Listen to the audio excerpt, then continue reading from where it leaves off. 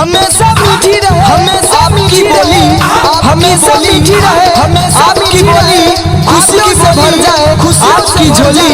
आप सबको मेरी तरफ से 2021 की हैप्पी होली, हैप्पी होली।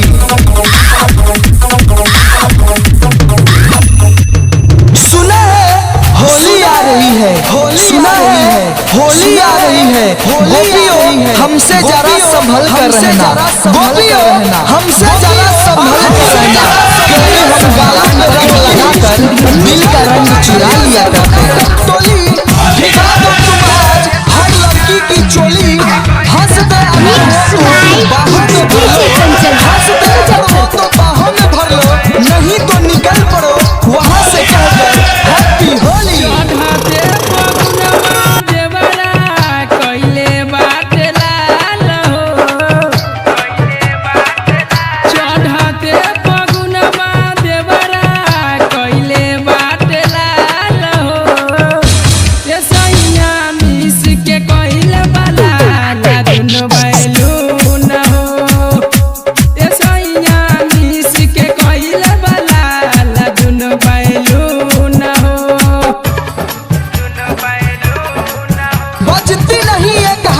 ताली अच्छी नहीं लगती मुझे घरवाली, अरे अच्छी नहीं लगती मुझे घरवाली, गोरे गाल पे रंग लगाने को अच्छी लगती है तो सीधी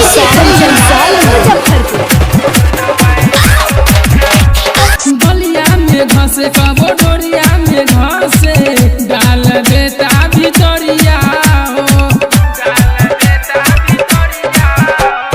गलिया में घसे कबो डोरिया में घसे डाल देता भितरिया हो। माने नहीं मुआना देवरा धरा दे पीछा करिया, माने नहीं मुआना देवरा धरा दे पीछा करिया।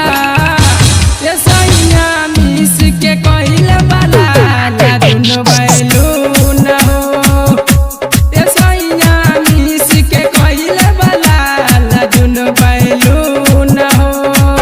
बनाकर टोली गलियों में निकलो, बनाकर टोली हर लड़की की भिंगा दो चोली, हर लड़की की भिंगा दो चोली, जो मुस्कुराए उसे बाहों में भर लो, वरना रंग लगाओ और हैप्पी होली।